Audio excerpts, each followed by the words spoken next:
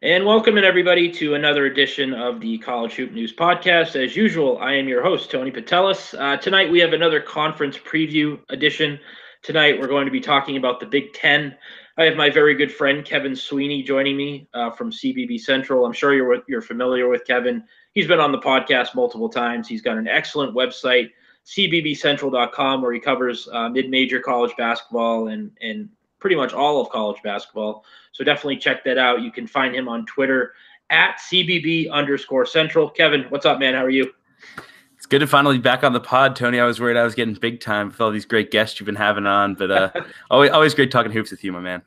Yeah, thank you. Yeah, and again, guys, I'm going to be talking to Utah State head coach Craig Smith a little later tonight, so I will post that as soon as we're done. But I want to talk some Big Ten hoops. I thought it would be great to bring Kevin on since he is a Northeastern student and knows the Big Ten.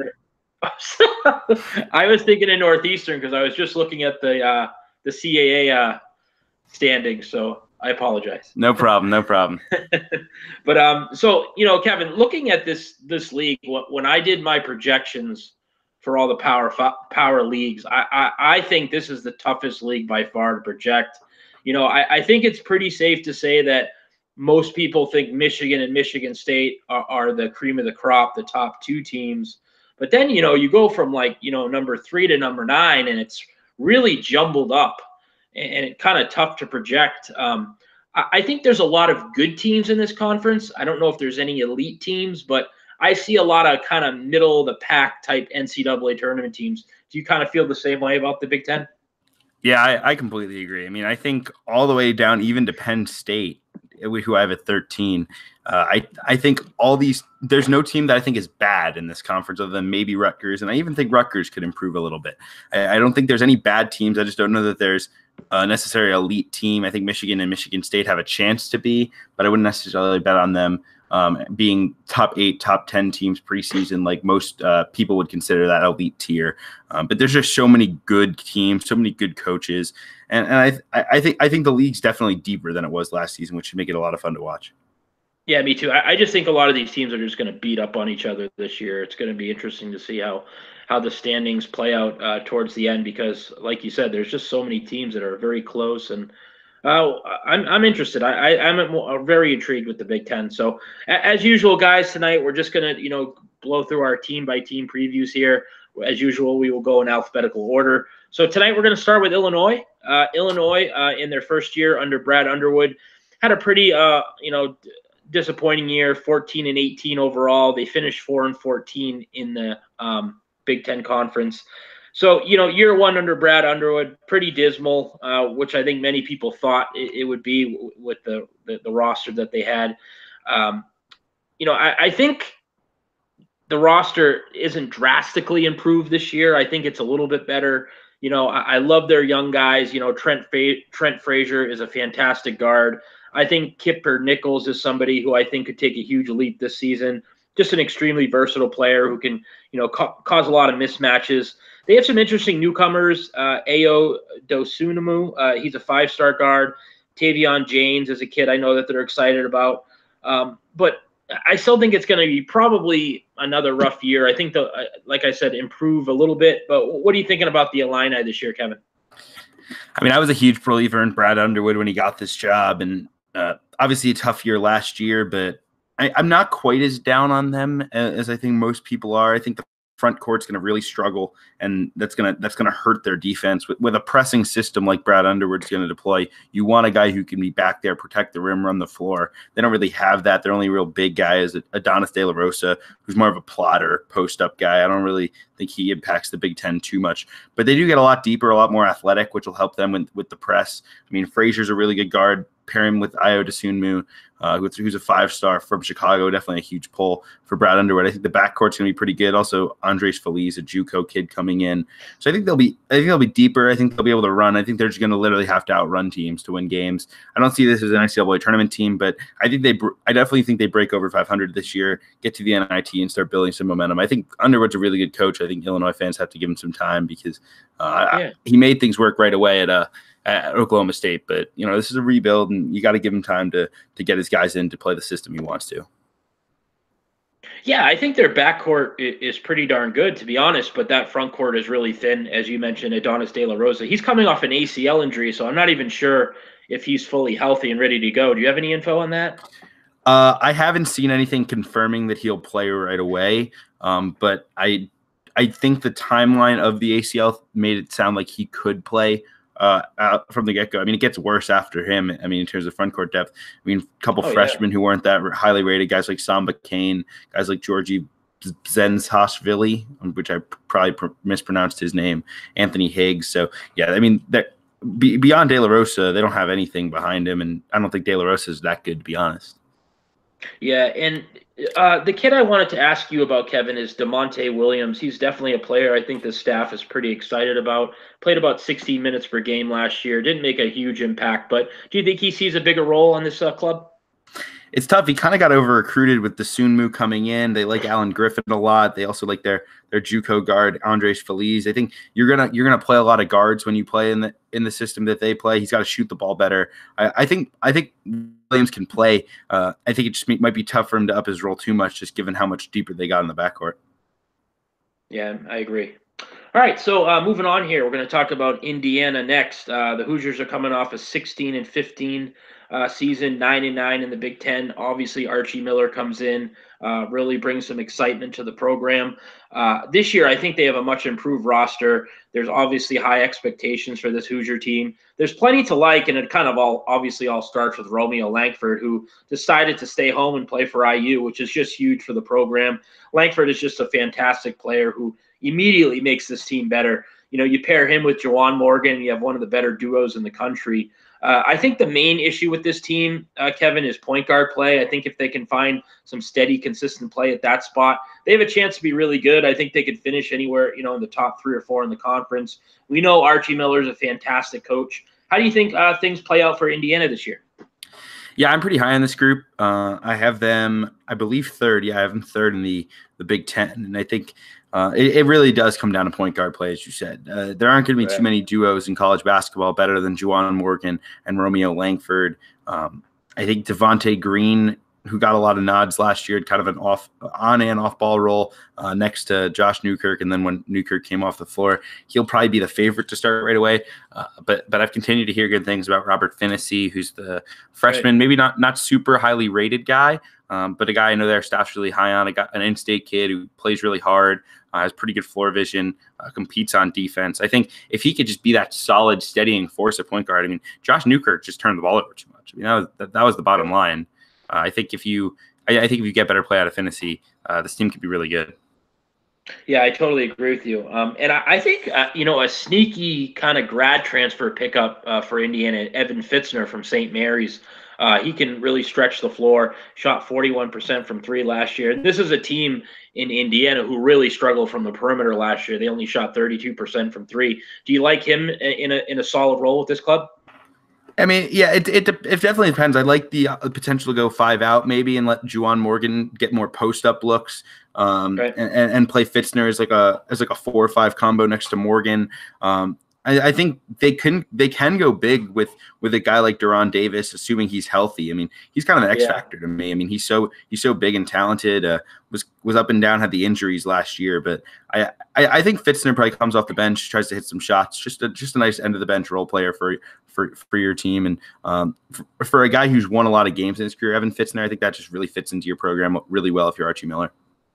Yeah, Deron Davis is coming off that Achilles injury, and I think they're going to be pretty cautious with him early on this season. But he could be an X factor, like you said. I mean, he's a guy that can come in and at least average double figures. I think he's got to be definitely be a better rebounder this year. I think he only averaged like a little under 4 per game last year when he played before the injury. So you have 2 guys up in the front like Morgan and Davis. That's a pretty impactful front court. Yeah, it's a deep group, and it gives you the burst of versatility where they can go big and play a Davis Morgan front court, or you can go smaller with Juwan Morgan at the 5, with one of these smaller big men at the 5, and just kind of blitz you. Guys like Jake Forrester, who's like a super athletic 4-man, maybe could sneak into the rotation, or Jerome Hunter, who's like a combo forward, where it gives them a lot of flexibility to either go big, go small. I love teams that have that in this day and age. I mean, we looked at Nevada last year, which was such a switchable team, but they couldn't match up against bigger teams. They had to play Jordan Caroline at the 5. I love these teams that can play that style where you might be blitzing teams with a Morgan at the 5 look, and then you can also just load up with big guys like Deron Davis when you're playing those teams that have all that size. Are you a big Juwan Morgan guy? How big of a season do you think he could have this year? I think his scoring might go down a little bit just as a function of having a Romeo Langford who's going to have the ball in his hands a lot. I just love how he plays. I mean, he play inside and out, put the ball on the deck a little bit, just rebounds. He was a really fun guy to watch in a pretty forgetful season for the Hoosiers. I know you're a big Morgan guy, Tony, so I'll definitely be watching him. Yeah, he's come a long way. He's really improved throughout his years there, and I think he's primed for a big senior year. And before we move on, Kevin, maybe for the casual fans that aren't really familiar with Romeo Langford, what does this kid bring to the table? I think just a tremendous amount of maturity for a young scoring wing. He's a guy who's been a rock star since his freshman and sophomore year of high school, and he just took it in stride. He can score at 3 levels, shoot the ball, put it on the deck. As a game-ready body, just plays under control. I think he's one of the more ready to go freshmen who you won't see having too much of an adjustment into college basketball despite all those expectations. Yeah, I was talking to Andy Bottoms last night about Indiana, and he said that Langford's been their best practice player the last few weeks, so that's always good to see from a freshman. So definitely some high expectations with Indiana.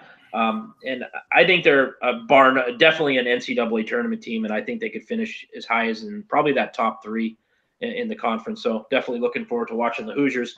So up next, we're going to talk about Iowa coming off another, a pretty dismal year, 14-19 overall. They were 4-14 in the Big Ten. I have to say, I think Iowa was, in my opinion, one of the more disappointing teams last year, Kevin. They were a team that I was very high on coming into the season. I loved their depth. I loved their experience. It just didn't work out. They were abysmal on the defensive end. They turned the ball over a ton. They're a poor free throw shooting team. So there was a ton of issues. Now, this year, looking ahead, they returned Tyler Cook. Jordan Bohannon is one of the better guards in the conference. The kid I really like is Luka Garza, who was their young big last year, who played really well in his freshman year. They add a 4-star guard in Joe Wieskamp. But the question is that enough to creep up the standings in this conference? I mean, this is pretty much going to be almost the same team as last year. So I'm not sure what people see in this team is, moving, a lot, higher and higher in the standings. I'm not really sure if I see it. How are you feeling about Iowa? I mean, I think we would both agree, Tony, that this team didn't have 4-14 in the Big Ten talent last year. I mean, the guys you mentioned, just really good players up and down this roster. I just don't think the team fit at all what Fran McCaffrey likes to do. Fran's teams always turn the ball over, but they always turn you over more than they turn it over. That was not the case last year. On the season, 441 turnovers, just 365 opponent turnovers. So you're just not winning the turnover battle there. France teams love those long wings. Think of Aaron White. Think of Jared Uthoff. Think even at Edwin Ubelis, going back to his days at Siena. I mean, he loves those long wings to play in his press, and then he loves a point guard who's just aggressive on defense. They don't have either of those things. I mean, Jordan Bohannon's a solid defender. He's certainly not great. Isn't all that strong and didn't have any depth behind him. I think the ball control this year improves by getting in a guy in Wieskamp who can play on or off the ball, who can really shoot the ball efficiently at all 3 levels and take care of it. I think Bohannon getting older helps. I just still don't love the roster construction for what a Fran McCaffrey team wants to do. And so for that reason, I think I'll kind of stick on the lower end. I think it's more like a 7 to 8 win, 6, 7, maybe even 8 wins in the Big Ten this year compared to the 4 from last season.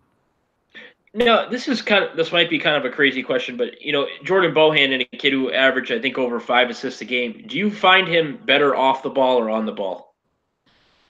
I think he's best probably on the ball, but next to another good ball handler, where you want the ball in his hands so he can operate and pick and roll, things like that. But at the same time, I think you don't want him as the only guy handling the ball. When you have a guy like Isaiah Moss as your second guard, he's not a great ball handler.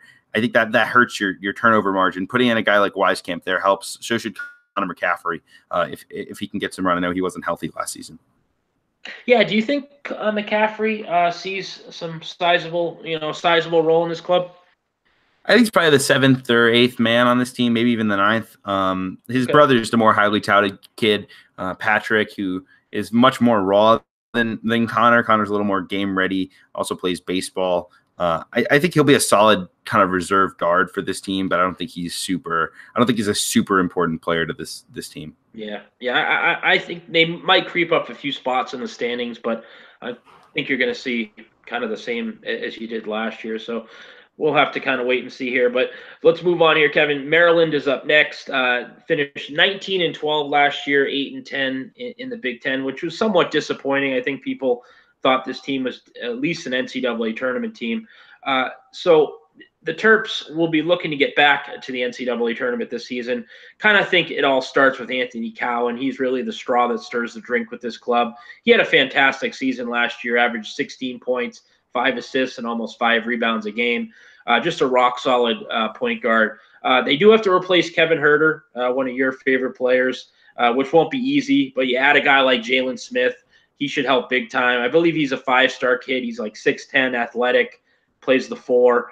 So you pair him in that front court with Bruno Fernando, and you have a pretty solid group up front.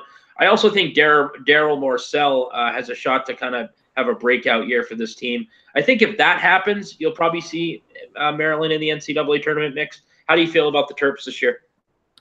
I mean, I think you have to love the raw talent on this group. I mean, with Cowan, who can really run the show, Fernando's potential NBA guy. Same with Jalen Smith. Morcell was excellent as a freshman. And they also have some depth in this class with guys like Aaron Wiggins, guys like Eric Ayala, even Cyril Smith.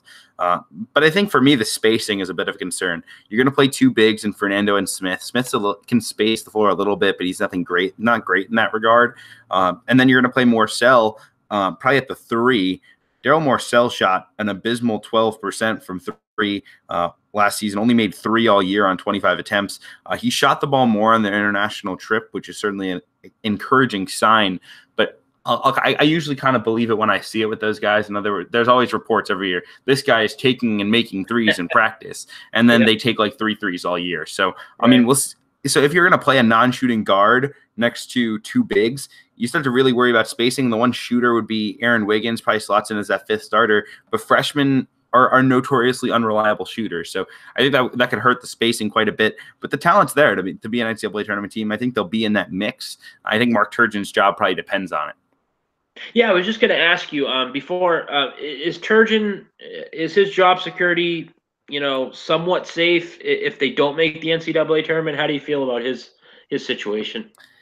I would say he has a greater than 50% chance of being fired if he can't make the NCAA tournament this year. I would say that program has just such high expectations. He's kind of underachieved for the talent he has. And I think it's kind of a small thing, but him adding 2 late signees who are more like a fringe high major prospect in Trace Ramsey and Ricky Lindo, instead of maybe going after some transfers, indicates to me he's just looking for anything to fill out this roster that will give him a boost this year. He sees it as an incredibly important season to his program. Otherwise, I think he probably would have went after more of a sit-out transfer type that could help in the long term. I think those are those little signs that indicate to me that he's starting to feel the pressure. Yeah, definitely. Excellent point, Kevin. All right, so Michigan is up next. Obviously, Michigan is coming off an absolutely fantastic season. They won 33 games last year. They made it to the championship game where they unfortunately lost to Villanova. I didn't think a lot of people expected it from that group that they had last year, but as we know, John Beilein is just a fantastic basketball coach. And as I said originally, when I looked at this roster this year, I wasn't a huge fan, but the more I broke it down, the more I like it. I know you're really high on Michigan. When you have a guy like Beilein, you have to be confident. He's going to figure it out. It's certainly going to be tough to replace Mo Wagner, but you still have a really good point guard in Xavier Simpson. I think Charles Matthews was a huge addition last year. He really surprised me. He played a lot better than I anticipated. I think he got 2 guys in Isaiah Livers and Jordan Poole who are ready to kind of have breakout seasons possibly. And I've heard nothing but good things about Ignas Brazdeikis. I believe that's how you say it. So there's plenty of options for the Wolverines. How do you feel about this club? Yeah, I picked him to win the Big Ten this year. Partially just all-in bet on Beilein, partially a criticism of Michigan State, who I'm a little lower on than I think the consensus would say. And you love the backcourt. I mean, there's been so much talk from everyone about Jordan Poole, but I'm buying as much stock as I can. It was so impressive down the stretch with his ability to shoot the ball, go off the bounce. I think he's a better creator than people give credit for. The assist numbers don't jump out, but I think those will jump this year. Xavier Simpson's just that solid point guard. He'll contribute on D. Hopefully the shot has come along a little bit. And you just trust Beeline's player development. It's a really good recruiting class. Brad Zekas has been I've also heard nothing but good things. I think he'll be really solid playing that combo forward spot, either the 3 or the 4. They can go smaller with this group. Maybe play Matthews at the 3, Brad Zekas at the 4, and then play either Isaiah Livers or a more true big man like a John Teskey at the 5. I like the versatility this group has, and like I said, it's just tough for me to bet against Beeline, especially. Luke Yaklich really changed this team's defense last year. I think they'll be really good on defense again. I think that's a huge deal for this team. Yeah, it's funny because, John Beeline, as we know, is known for his offensive wizardry. And last year they come out and they're one of the best defensive teams in the country. They weren't great offensively. Do you think this group has a chance to be better on the offensive end this year? I mean, it's always tough when you lose guys like Wagner and Mohamed Abdul Rahman to improve on offense. But I definitely think the upside's there with guys like Poole. Some of the incoming recruits, one of the better recruiting classes that John Beeline's put together. I think they really found their stride on offense down the stretch last season. And I hope they kind of continue to find that flow because if they do, they could be a really dangerous club. Yeah, and before we move on, Brzezikas, what does he do well? I mean, what is everybody so excited about with him? I think it's the versatility.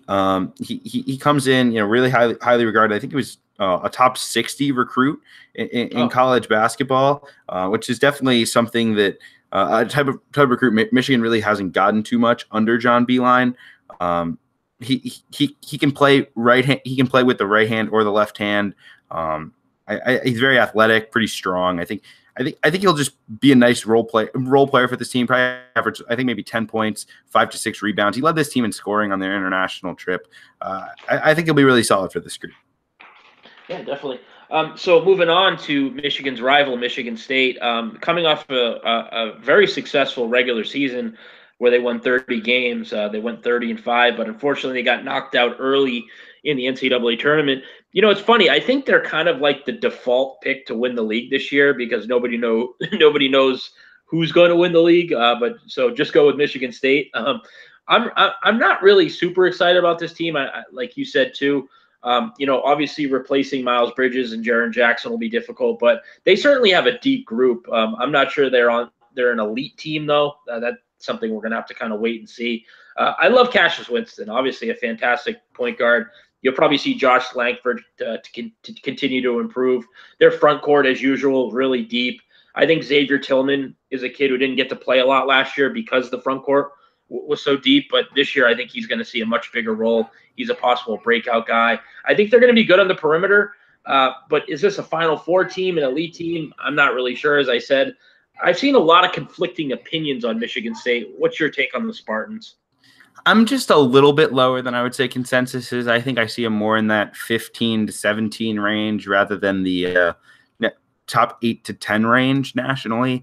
I'm really concerned about this defense. I mean, Josh Langford is a fairly apathetic defender. Cassius Winston is not good defensively whatsoever. And Matt McQuaid tries, but he's not a good defender either. That's 3 I would call liabilities on defense as your starting backcourt. And then you lose Jaren Jackson, who just erased so many mistakes by this defense last year. His rim protector extraordinaire. And Miles Bridges was such a switchable defender, could guard 3-4 positions. I think that's a big concern for me. I think they're going to be really explosive on offense. It's going to be tough for them to get stops. I think Kenny Goins is going to play really well for this group. I like Tillman, as you said, a lot. I don't know how much you can play Tillman next to Nick Ward. I think they probably do kind of a 20-20 minute split. Where both can be incredibly productive rebounders and efficient scorers around the basket. But yeah, I think for me, it's just the perimeter defense I think could be a train wreck. And newcomers, who are some newcomers you think that are going to see, a role with this club?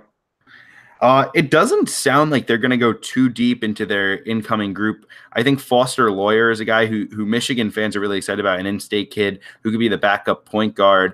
And then also Gabe Henry's a guy who I think might sneak into the rotation, or Aaron Henry, excuse me, Gabe Brown, Aaron Henry. Aaron Henry's a guy who I think could sneak into the rotation. A versatile guy, can finish at both ends, playing kind of that 3 or 4 role. can hit an outside shot as well. I think he's probably the most likely to see regular minutes out of the gate for this group. It's more of a long-term recruiting class than maybe a typical Izzo class full of McDonald's All-Americans. Yeah, and I'm excited about Tillman. I know you are too. I'm interested to see what type of step up he can take this year. So we'll see what happens. I think most people are picking them to win the conference, so we'll see. Minnesota is up next, coming off a 15-17 year, 4-14 in conference. So Minnesota obviously really disappointing last season. I believe they were a top 15 team heading into last year. I think a lot of people were picking them to finish near the top of the conference, and they just had a lot of distractions. They had some injuries, just kind of a disaster season, to be honest. First, Eric Curry tears his ACL. Reggie Lynch gets kicked out of school. Amir Coffey this time with injuries. So nothing really went right for this club. I think the Reggie Lynch situation was the really big factor. They kind of just went downhill after all that happened. But, looking ahead to this year, on paper, I think this is an NCAA tournament team on paper. I know that we just got the news that Eric Curry again had knee surgery, so that's a little concerning. He's going to be out, I think, 4 to 6 weeks. But, you have Jordan Murphy, who's a double-double machine. Amir Coffey, when healthy, is an excellent guard, wing player.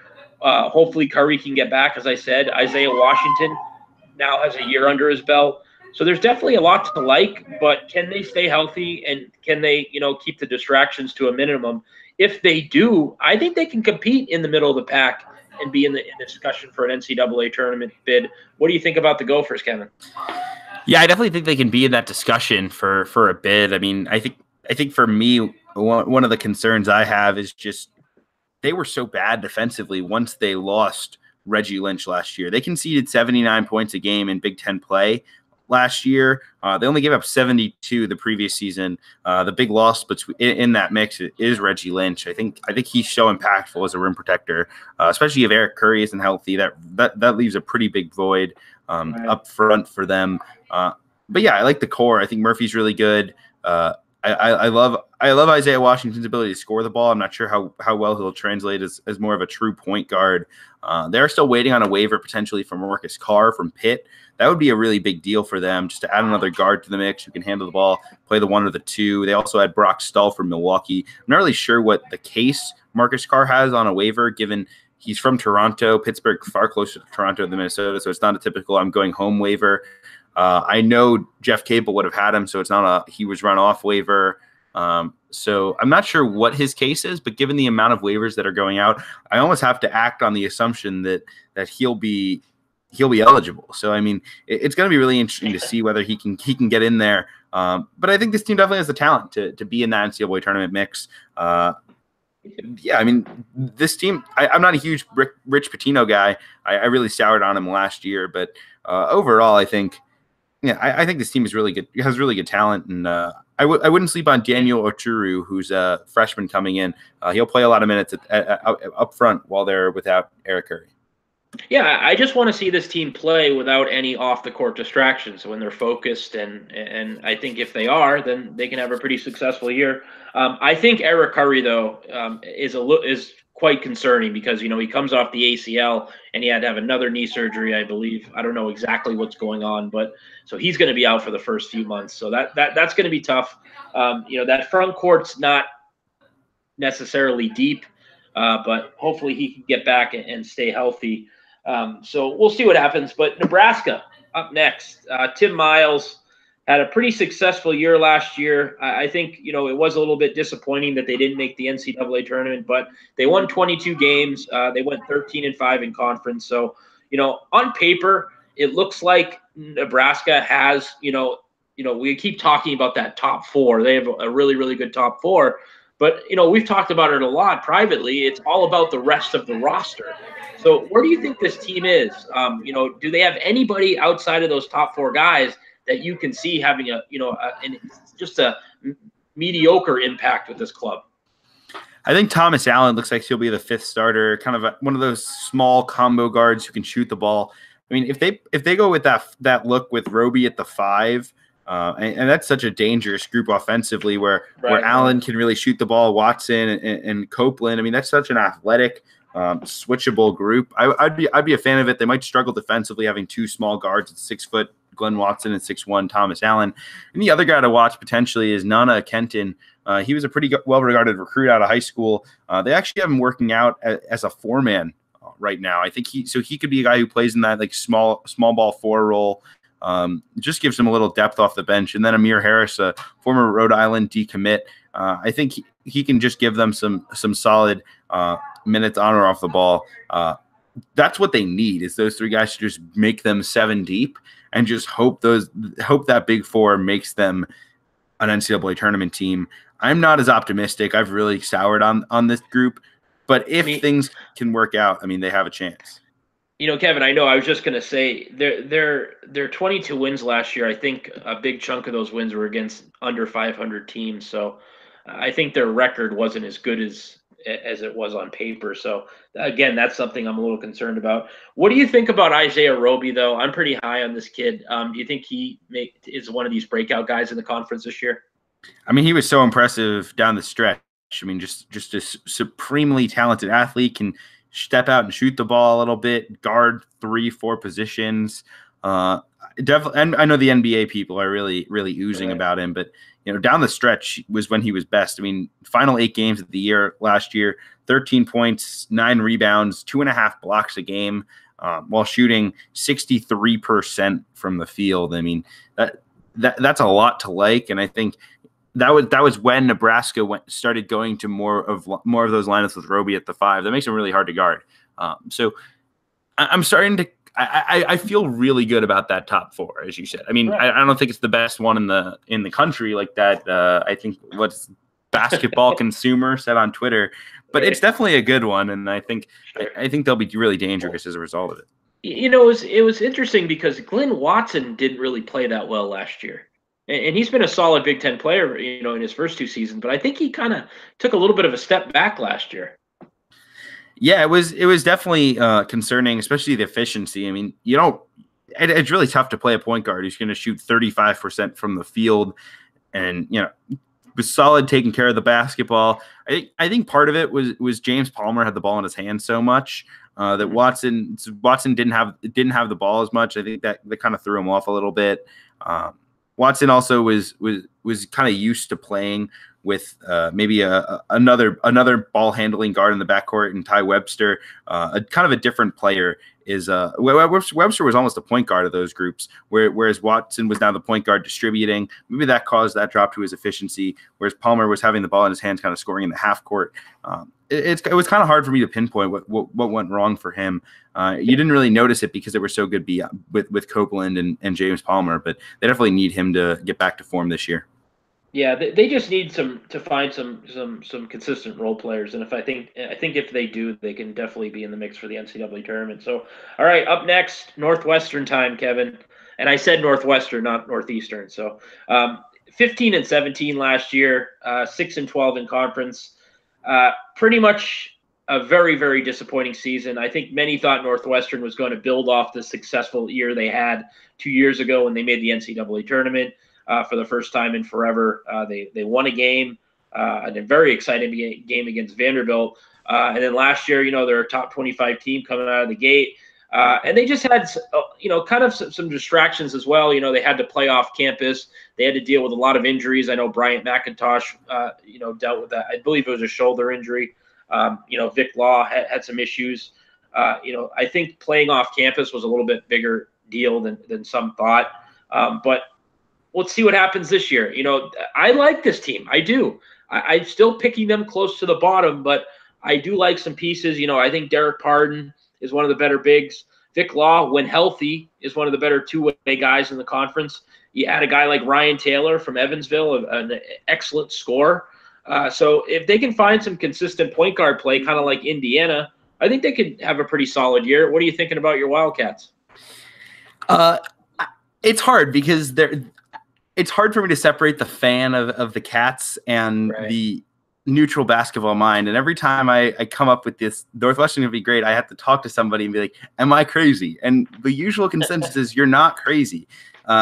Northwestern last year was flawed. I think they were flawed the year before, and they just kind of found some magic. Yeah. This team was below average athletically, and then they lose Sanjay Lumpkin. They couldn't switch on defense. They had to play zone. They didn't have a ton of scoring talent. Scotty Lindsey really regressed, was just super inefficient. This year, they're way more athletic. They're way more talented overall, bringing in those two top recruits in Miller Kopp and Pete Nance. They're going to shoot the ball better, and the offense is going to change. There's been a lot of talk about from Derek Pardon said it best at Media Day, was they're going to embrace more of a quote-unquote continuity offense. So it's going to look a little bit like what Loyola Chicago did last year, with a lot more cutting, a lot more off-ball movement in the half court, and a lot less of that, a lot less of just pick and roll with Brian McIntosh. That's a function of how much more athletic they are, with how many more guys who can go get a bucket off the bounce. I think there's going to be times when they don't play with the true point guard. AJ Turner comes over from Boston College. He was a guy who's more of a secondary ball handler, but it looks like he might be the starter from day one at the quote-unquote point guard spot. And then you're going to pair him with a lot of guys who can handle the ball. Ryan Taylor, Vic Law was a guy who operated in pick and roll last year a fair amount, especially when McIntosh was injured, like in that Michigan State game where Northwestern blew the big lead. So they're going to have 3-4 guys at any given moment who can step out, shoot a three, who are 6'6" and can defend multiple positions. I think this team there's a lot of intrigue there. Plus, you have a really good big in Derek Pardon, who can defend, excellent passer, play out of the post. I was told that they lost a very, very close game with Marquette in a secret scrimmage this weekend. Marquette, expected top 30 team. I heard it even might have come down to a buzzer beater. So that's definitely an encouraging sign for the Wildcats, and kind of helps me solidify in my head that I'm not crazy, that the Cats could be good this year. You're not. And what do guys like, Nance and Kopp, what do they bring to the table, Kevin, these newcomers? I mean, Pete Nance, and Chris Collins has said it, Pete Nance has more upside than anyone who's been in the program. Wow. At 6'10", he can step out and shoot the ball. He's just super skinny. I mean, he was listed at 180 pounds on his recruiting profile. By the time he got to Northwestern, he was at 200 at 6'10", still very lean. He's up to 220 now. Their target weight is 240 to get down the line. And that's what Colin says is the only thing holding him back from playing in the Big Ten is just, can he get stronger? Because he can step out and shoot the ball. He can protect the rim. I really like the potential of him playing next to Derek Pardon this year, where you can have two guys who can swatch shots but not really hurt the floor spacing. And then with Miller Kopp, you get a really good shooter, shot 44% from three in his senior year of high school, was second in the Under Armour circuit in scoring, only behind Anthony Simons, who was a first-round pick this year. So it's two really good recruits. And then they also bring in a couple of more developmental guys, Ryan Greer, who is a point guard there's been some good reviews of lately. Heard from a couple of people who were at practice recently that said Ryan Greer's really coming on strong. He was a reclassified 2019 kid who came in after Jordan Lathan had his admission revoked. So definitely a lot of optimism with this incoming group, and then even more optimism potentially about next year's group with Robbie Barron coming in, who's a top 50 recruit per 24/7. Yeah, and Ryan Taylor has got to be probably a top 5 grad transfer, correct? Yeah, I mean, everybody wanted him, and he can really shoot the ball, can score at 3 levels. And I think it's crazy to say it, but I think he's a clear improvement over Scotty Lindsey. I think they're pretty similar players, kind of ISO scorers who can really who like to shoot threes. I think Ryan Taylor's just a better version of it because he's a better 3-point shooter. And I think he won't keep the ball moving. Definitely with you there. So we'll see what happens with the Cats, but Ohio State is the next team we're going to talk about. 25 wins last year, 25-9. They finished 15-3 in conference. They won an NCAA tournament game, got knocked out in the second round. I think, Kevin, outside of probably Clemson and Tennessee, I think Ohio State was probably the biggest surprise team in college basketball last year. They were picked to finish in the bottom of the Big Ten. They weren't expected to do much in Chris Holtman's first year, but I think it just shows you that Chris Holtman is just an absolutely fantastic basketball coach. He takes them to 25 wins. They finished tied for second in the conference. As I said, they won an NCAA tournament game. And it's funny, I think a lot of people, again, are picking them to finish near the bottom of the conference. And I get it. They lose Keita Bates-Diop. They lose Jayshawn Tate. But I believe Chris Holtman is one of the best coaches in the country. I have them 5th overall. I think you have them pretty high as well. And that's higher than most I've seen. I love C.J. Jackson. I think he's a really talented guard. The Wesson brothers are both solid. You add a veteran transfer in Keyshawn Woods from Wake Forest. I think the recruiting class is really good. So they've got a solid group, and when you have coaching like they do, I think they're going to overachieve again. What do you think? Yeah, I have them fifth as well. I think they're a prime candidate to overachieve. Now, Chris Holtmann did have Bates Diop kind of fall into his lap. Right. But credit to Holtmann for developing him in the 1 year he did have him to a level of All-American type player when he kind of disappointed his first 2 seasons in college. I worry that they don't have that go-to scorer. I mean, C.J. Jackson can get a bucket, and Caleb Wesson's really efficient in the post, but I don't see guys like Keyshawn Woods being super impactful scorers. Same with Andre Wesson or Musa Jallow. I don't think those guys are impactful scorers. I think Woods will play a role, hit some shots off the bench for you. Maybe, but he'll probably start, but just hit some threes, keep the ball moving. But I don't think he's a star. It feels like they're missing one scorer from being a Big Ten contender because they don't have that. I think guys like Luther Muhammad are going to have to step up. Guy like Dwayne Washington, they need somebody to put the ball in the basket. But the talent level, I think is really good. Right. I love Holtmann. I'm willing to bet on this team. Me too. I am too, and I think it's the coaching. Who should we be looking out for in that recruiting class that's going to come in and play well? I think to me it's Luther Muhammad. Comes in from New Jersey, just a really tough competitor. Great defensively. I think he's the most likely to see immediate minutes. I think if he can hit threes, it'll be huge because I think that's the one hole in his game from what I've been told. But as I said, great defender. I think he'll be a rotation guy right out of the gate. I think outside of my projections and yours, I see Ohio State mostly in the 8, 9, 10 range. I don't see anybody else having him as high as we do. Yeah, I mean, I think it's just kind of overlooking Chris Holtmann. I think it's overvaluing returning talent, overvaluing a Nebraska just because they bring everybody back, overvaluing a Wisconsin because they bring everybody back. I think Ohio State should be right in there with those guys. They're just a really solid program, and Chris Holtmann's just a great coach. knows how to run an offense. And I mean, last year this team got legitimate production out of Andrew Dockich, who literally never played at Michigan. Like Micah Potter was useful. I mean, they got stuff out of guys who they had never got. C.J. Jackson was nothing his first season at Ohio State. I mean, I think that has to be taken into consideration when you're looking at projecting a team for the next year. Absolutely. And it's good. Hey, getting picked to finish near the bottom again is probably good bulletin board material for the team. So we'll see what happens. Okay, it's Pat Chambers time here. Penn State, 26-13 last year. They won the NIT, which is so Pat Chambers, in my opinion. So he comes back. I think this is his 8th year with Penn State. They still haven't got to an NCAA tournament, but I think winning the NIT last year was a good step in the right direction for the program. I think they're going to probably take a slight step back. I think losing Tony Carr obviously is a really big blow. If he returned, I think you have to say they're an NCAA tournament team. I think he's that valuable. But without him, you're probably looking, in my opinion, at another NIT berth. The roster is talented. Pat Chambers can certainly recruit. They do return 3 double-digit scorers in Lamar Stevens, Mike Watkins, and Josh Reeves.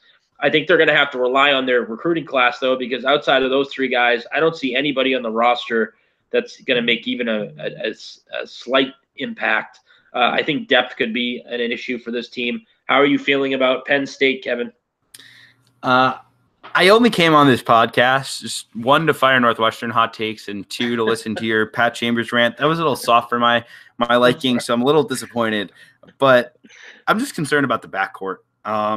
I think a Stevens, Mike Watkins front court is really good. I'm a big Lamar Stevens guy. I think, as that 4-man who can step out on the perimeter, I think it's a really talented kid. I just think I'm not a huge Chambers believer, and this backcourt leaves a lot to be desired. I mean, Shep Garner gone. Josh Reeves is really good. I think he's going to have a big senior year. Great defensively. I think he'll step his game up on offense. But you're going to be playing a starting point guard in Jamari Wheeler who can't shoot. That's always a concern for me. And then they're going to kind of run out that guard rotation with guys like Miles Dredd, Myrion Jones, who are solid recruits, but nothing that would indicate they're going to be immediate impact guys automatically. So I think really just are they going to create enough offense? Down the stretch, this team was really good. I mean, this team looked the part of a maybe even a Sweet 16 team by the time the conference tournament was over. Just didn't rack up enough in terms of a resume throughout the season for that to happen. I give Chambers credit for that, but it's just tough for me to believe without Tony Carr. I mean, just those early entries kill you every time. Me and Brad talk about it on our pod all the time. I mean, and losing a guy like Carr, this goes from maybe a top 25 team to NIT at best. Oh yeah, like I said earlier, I think if Tony Carr's on this roster, they're a clear-cut NCAA tournament team. So we'll see. Purdue up next, 30-7 last year, Sweet 16 appearance. They had a very, very successful year. Looking at this year, though, Kevin, and I know you know this, we've talked about it. Purdue really, for me, is one of those teams this offseason that I just keep scratching my head over. I keep seeing them popping up in early top 25s. I keep seeing them being picked to finish in the top 3 or 4 in the Big Ten, and I just don't see it. Some of the newcomers could certainly come in and make sizable impacts, but on paper right now, outside of Carson Edwards, I really don't know who's going to score for this team. Matt Harms, I think, is an up-and-coming guy. Nogel Eastern as well, but I'm not sure either of them is ready to take on a large scoring load. And I know Evan Boudreau is somebody they're excited about, the Dartmouth transfer, but we talked about it the other day. He put up some really good numbers, but he put up some really good numbers on a really bad team. So I'm not saying they're going to struggle. I'm not saying they're going to finish near the bottom of the conference, but I just think some of the projections are a little bit crazy. I mean, they lost 4 impact players, 4 senior starters from last year's club. I'm just not confident. And Carson Edwards, it's going to be interesting to see him play without those guys around him. He's going to get all the attention on him. So how are you feeling about Purdue? I think you summed it up a fair amount. I still have him 4th in the Big Ten. I mean, it's tough because I love Matt Painter. I love the job he's done. I think they do a good job of kind of having continuity for a team that loses so much in terms of the system shouldn't change.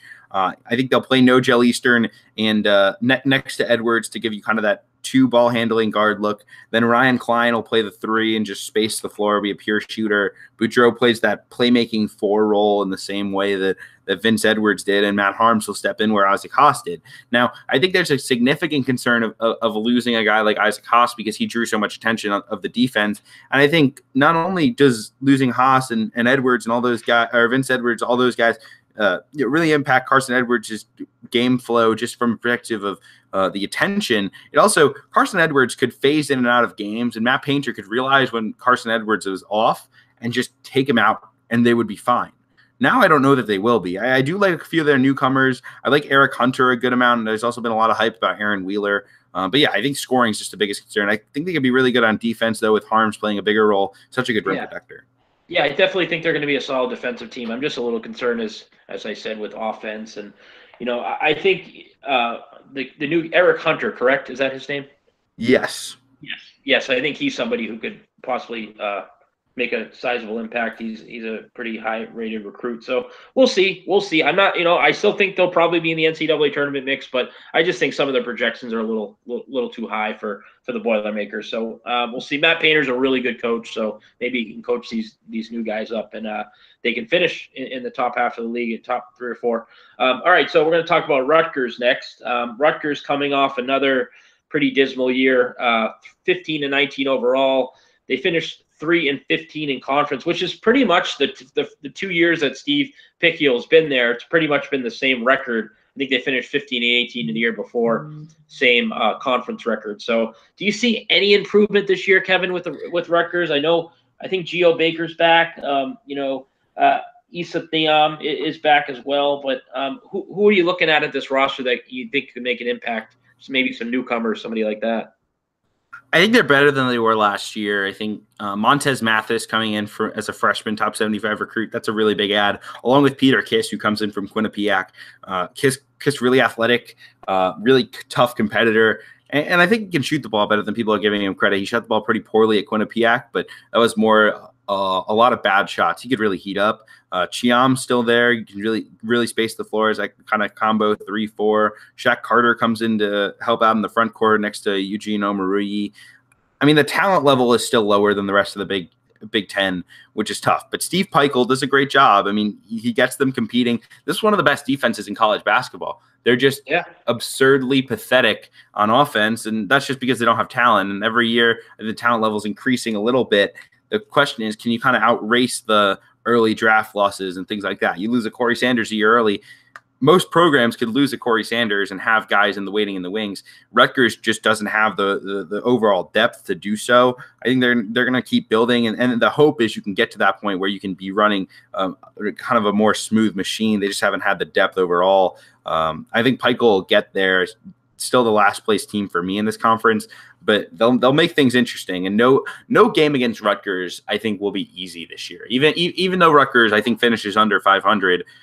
Rutgers is not going to make any game easy. They're going to compete. They're going to scrap. They're going to claw. And I think they have just enough scoring talent now with Baker and Kiss and Montez Mathis, along with a guy like Omoruyi, who I know a lot of people are high on up front. I think they have enough scoring talent to hang in more games than they did the last couple of years. And is Peichel going to get the time needed to kind of turn the program around? Is he have a short leash, do you think? I mean, what do you think his situation is? I think the people around that program really love Steve Peichel. They believe in the vision. I think it's a lot easier to stick with a losing coach when you understand and you see the vision that he's trying to build. And Steve Peichel has done a really good job communicating that vision. I think he's got time. I think you got to give him at least, I would say, 3 more years at the very least to just give him a chance to get recruiting. And if you look at this class, you get a top 75 recruit in Montez Mathis, and you get a Ron Harper, who's a pretty well regarded. Shaq Carter's an excellent JUCO product, and they're going into the transfer market more with Jacob Young from Texas. They went with Kiss last year. He's starting to pick it up. It just takes time, and it's difficult to recruit when every year you come in last in your conference, but it's just going to be gradual, and he's going to have to find a way to win a few games. But I think he's definitely got time, and I think the Rutgers fans believe in Steve. All right, well, we'll see what happens. All right, so the final team we're going to talk about tonight, obviously, is the Wisconsin Badgers. Wisconsin finally misses the NCAA tournament last year. They had a really long streak going. They finished 15-18 under Greg Gard. They finished 7-11 in conference. And I tried to tell people that it was going to end last year, and nobody believed me. But it certainly the NCAA tournament reign ended. I think this team certainly will be improved this year. You know, they had some injuries last year. Kobe King, Dimitri Trice. They're going to get those guys back. Nate Rivers is a kid that I thought improved last year. So. But is that enough, Kevin? Is that enough to get this team back into the NCAA tournament discussion? Brad Davison is somebody who's obviously going to be improved and could be a breakout player in this league. But I still don't love what I see with the roster. As I said, I think they'll be improved, but I don't know if it's going to be enough to get them into the NCAA tournament conversation. Excuse me. How do you feel about the Badgers? It's interesting. The overall roster talent isn't very good. Right. I mean, Happ is a high-level player, and then I think guys like Trice and Brad Davison are good enough, but they're not. They're certainly. I think they're ideally a role player, just as you said. Right. And that recruiting really isn't picking up with Greg Gard. No top 200 recruits in the 18 class. In the 17 class, he didn't have any either. In 2019, he doesn't look like he's going to have one unless one pops in late. But it's just actually he had one in 17 with Nate Reavers, and Davison was also 108. Excuse me on that, but you're gonna have to recruit consistently in the top 150, and to go 2 classes 18 and 19 without that, I mean that's really tough. I think they have enough to get back to the tournament with Trice and Davison. If those guys can stay healthy, they were better down the stretch last year. They really did improve as the season went on. I think guys like Trevor Anderson could actually give them some good minutes. Kind of an underrated guy coming as a transfer from Green Bay. But yeah, it's a pretty mediocre roster beyond Ethan Happ. But I think it's probably enough for them to hover in that 6 to 8 range of the conference. I'm not in that. Wisconsin's a Big Ten title contender. But yeah, I mean, Greg Gard's just got to show me he can recruit, because I thought he actually did a better job coaching these guys than people gave credit last year, especially down the stretch. They really improved. Yeah, well, they snagged Tyler Harrow, but he obviously decommitted and went to Kentucky, so that would have been a huge boost for this team. Yeah, definitely. In-state product too. I mean, when you get a guy like that, you got to seal the deal. And I think I think that's going to be the frustration if you're a Wisconsin fan is, would Bo Ryan have made that happen? Which is, of course, incredibly unfair to Greg Gard. Expecting Greg Gard to be Bo Ryan is absurdly unfair. But at the same time, that's what you step into when you are when you come in after a legendary coach, especially after you were that guy's right-hand man. Right. Well, and what do you think about Kobe King? What type of impact do you think he makes on this roster this year? He's kind of an X factor for me because I'm a big Anderson guy, so I think he's probably that third guard. But King, averaged 5 a game last year, early in the year before having that knee injury. Definitely has the talent. Was Mr. Basketball in the state of Wisconsin. I know a lot of guys are very high end. He shot the ball really well in high school, so definitely would be a big lift if he can. I think it'd be ideal for them if Kobe can kind of step in where Pritzl is, be a good shooter, but also be better defensively, better scoring the ball. I mean, it's tough to play in the Big Ten, just a guy who stands still and shoots like Pritzl. Pritzl competes on the defensive end, but isn't very good there. So if he could replace Pritzl's role, I think that'd be pretty big for the Badgers. All right. Well, that's going to do it for our team by team previews, and I can't believe how fast we did it. I figured it was going to take at least an hour and a half tonight, but we blew through it pretty quick. Before we get out of here, as usual, we're going to just have some fun and have some picks here. Kevin, Player of the Year pick in the Big Ten. I think the 3 guys that I would probably go with are Carson Edwards, Cassius Winston, probably Ethan Happ will be in that mix as well. If Purdue gets to the NCAA tournament and does have that top 4 finish, I think I have to go with Carson Edwards. Who are you going to go with, Kevin? Yeah, since I have Purdue at 4, I have to have Edwards. I think he's going to score a ton. It's just a matter of can he score efficiently, and right. I think the hype's been a little overblown, but I think he's still probably the best player in the conference. Yeah, definitely. And newcomer of the year, obviously the easy pick would be Romeo Langford in Indiana. I obviously think Jalen Smith at Maryland is going to make a huge impact as well. Are you going with Langford as well? Yeah, I think Langford's the easy pick. I think you could definitely make a case if Northwestern is the team I hope and think they might be, that Ryan Taylor, if he averages 15 a game, I mean, it's definitely a reasonable take. But I think Langford has to be the guy preseason.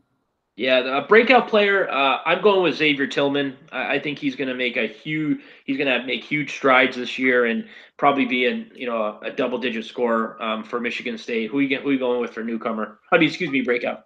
I went with Jordan Poole. I think he's a guy who can really shoot the ball. I think he's a 12, 13 point a game scorer this year. Yeah, me too. I think Brad Davison could be in that mix as well if he can keep his shoulders from popping out.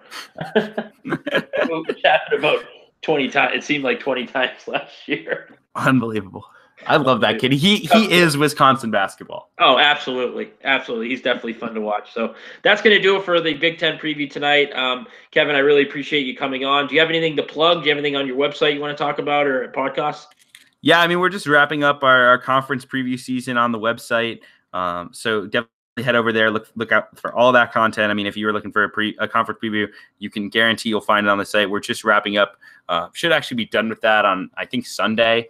So that's fun. The podcast, we're going to be pumping out great content. Me and Brad, I think we're recording our last conference preview of the Big East on Thursday night, and then we'll also do kind of like a season preview, just general some bets to watch for across the season. So that'll be fun. Twitter, just keep following the page. I'm officially blocked by John Rothstein, so you know I'm real to the college basketball Twitter sphere, and hopefully just get into as many games as I can. I'll be on the air broadcasting play-by-play and for the Northwestern D2 exhibition on Friday with a good friend of mine from school. So that'll be really fun. Opening up Welsh Ryan, be one of the first media members in there. So definitely give us a listen. WNURsports.com. We'll have that feed at 7:00 Central on Friday night if you're bored and looking for something to do. But yeah, otherwise just keep checking out what you guys normally check out. I know me and Tony have a pretty big kind of overlap of followers. So I appreciate Tony for all the help he's given me and obviously having me on the pod again today. Absolutely. And again, Kevin's Twitter handle is @CBB_Central. The website is cbbcentral.com. And just for the record, I might be the only person in history to get blocked by John Rothstein twice. Why did he block you the second time?